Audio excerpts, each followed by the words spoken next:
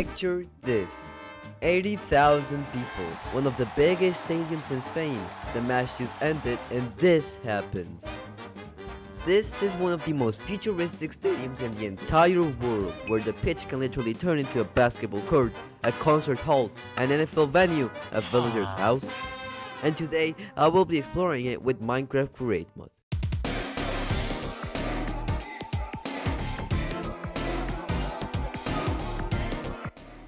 Okay, so where is this monster?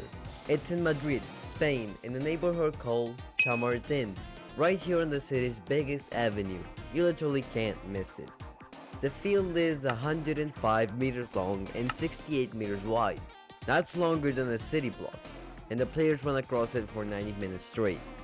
And the seats? 83,186 of them, second biggest in all Spain, just behind Barcelona's Camp Nou. But here's the crazy part. In 1956, before modern safety rules, they squeezed nearly 130,000 fans in here for a single game. That's bigger than some entire towns.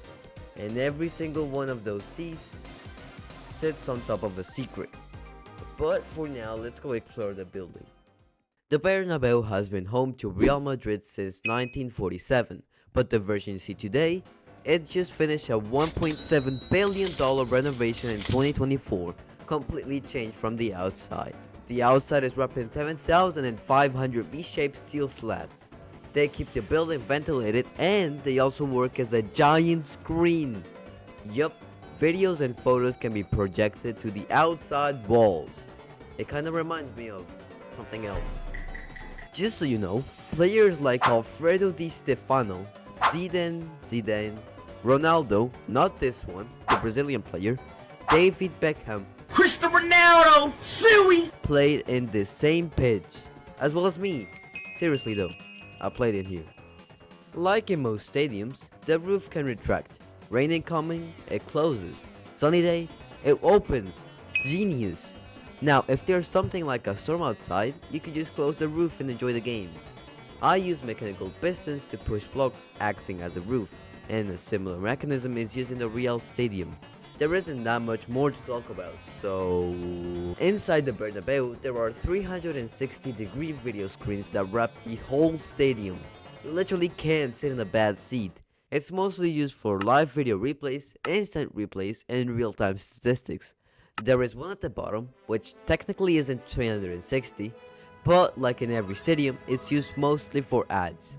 There is one near the middle of the stadium, and one at the very top that work in a very similar way. Now we're gonna talk about how the entire football pitch disappears in a couple hours. So the field is divided in 6 giant trays, each of them weighing 1,500 tons. In Minecraft, I have the pitch divided into 12 trays.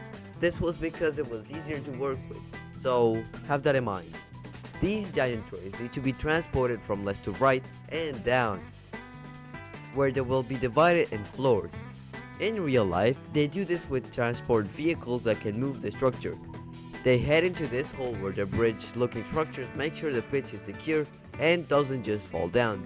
Once that is done, an elevator transports the tray into its designated floor. In Minecraft, it's pretty similar. I place a line of rails below the field and card assemblers. These will move glued structures with a minecart and redstone signal. So, you place the car assembler, press a minecart in it, make sure the structure is glued, and give it a redstone pulse. These special rails that give controllable speed will guide the tray until the very border. Then the bridge-looking structures move in, and this mechanical piston will bring the tray right above the hole, where it will be storage.